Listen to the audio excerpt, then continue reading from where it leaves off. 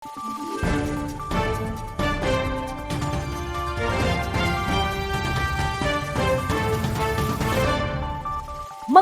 araw, Pilipinas! Ito ang Valiente News hatid sa inyo ng Office of the Vice President.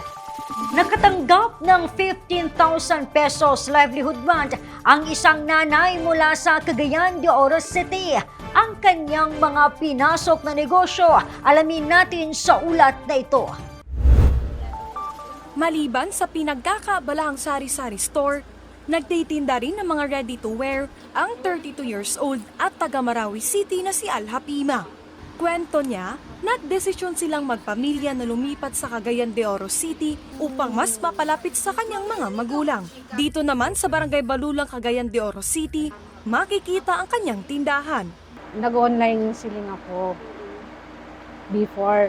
Then, nung umuwi kami dito by 2021, yun, nag-start na ako tinda kasi may tindahan na dito.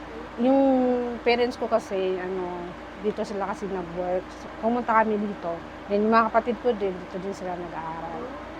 Isa si Alha Pima sa mga nahandugan ng 15,000 pesos na livelihood grant ng OVP sa ilalim ng programang Magnegosyo Taday noong nakaraang taon. Bali, August siguro na siya nakuha. Then, pagka umaga, bibili na ako ng sa mga the grocery, then yung iba din sa mga RTW. Grabe yung kahirap ng buhay. Kasi syempre, everyday, nag-isip tayo kung paano natin kukunin yung kakainin natin, di ba? So, ganitong tindahan, kahit maliit, nakukuha din natin yung pang-araw-araw. Nagbebenta din siya ng mga ready-to-wear sa online. Dito sa tindahan kay everyday kay 400, kay matumal kasi kay mura wala ng mga tao-tao. 400. Dito kay monthly kasi yung iba monthly.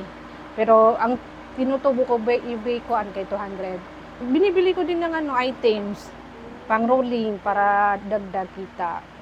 Para kay Alha Pima, malaking tulong ang programa sa mga Pilipino.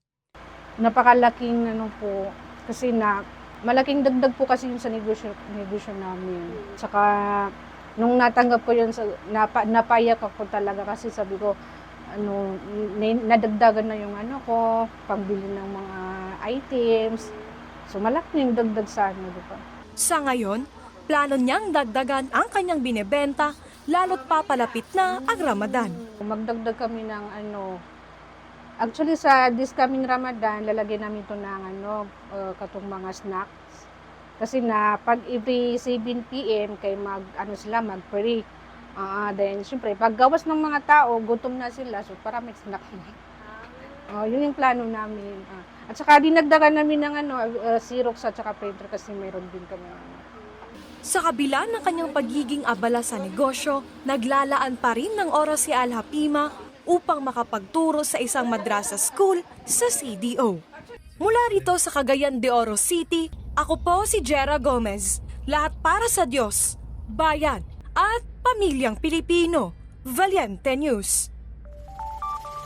Negosyo ng isa pang MTD grantee mula sa CDO mas lumago matapos matanggap ang karagdagang puhunan mula sa OVP. Yan at marami pang mga balita ang dapat abangan dito lamang sa Valiente News. Ako si Claudette Loreto para sa makabuluhan, naninindigan at matapang na mga ulat at impormasyon. Maraming salamat.